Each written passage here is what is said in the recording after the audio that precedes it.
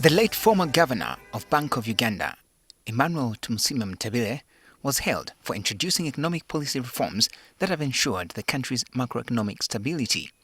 The Deputy Governor, Bank of Uganda, Michael Attain, told the delegates at the memorial lecture that Mutebile laid a solid foundation for the central bank and the country's economy. Unfortunately for us, he is immortalized by a legacy that powers us forward. He lives in our hearts and our minds. The State Minister for Finance General Duties, Henry Museveni, lauded him for championing the drive for financial inclusion. It is our hope that through financial inclusion, we can provide affordable financial services for the poor and the vulnerable groups.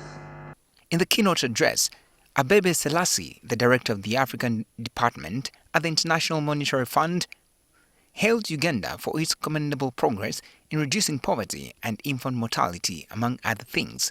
He said Professor Mutebile had kept the country's inflation in check and was always ready to speak truth to power. Once he moved to the Bank of Uganda, he was relentless in ensuring that the Bank of Uganda kept inflation in check. Selassie, however, expressed concern over the country's low tax to GDP ratio that stands at 13%, below the regional average of 15%, and called for aggressive domestic revenue mobilization, among other interventions. But as I hope I've been able to persuade you, what is needed here is a focus on a few key areas, notably revenue mobilization to promote resilience, further investment in health and education, and financial sector deepening. The governor of Kenya's central bank, Dr. Patrick Njoroge's speech focused on social stability and providing opportunities. As I have famously said, we cannot eat GDP. You cannot eat GDP. At the end of the day, you need to present opportunities, and not just for the next 2-3 years.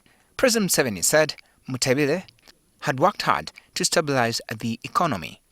Resistance against economic cheap popularity, minimum wage, subsidies, these subsidies which people are pushing, health insurance, cautious about it, uniting Minister of Finance and Planning, and especially allowing the Uganda shilling to float. But he added that the former governor had misled him on the privatization of Uganda Commercial Bank in the early 2000s. But Dr. Solomon put up a very big fight. But I said no. I got sort of persuaded by the Mutebile. I said, let's try it and see. They have done nothing. So next time, then there were other government banks. They said, we want to privatize. I said, please forget. We will never, no more privatization of these banks. The president cited corruption as one of the major factors leading to low tax collection in the country. Some of those people who were under Mutebile were not as clean as Mutebile was. They were there doing bad things. But we are struggling with them. There's a lot of under-collection. Mutebile led the central bank between 2001 to 2022 when he passed on. Benjamin Jumbe, NTV. The last action for this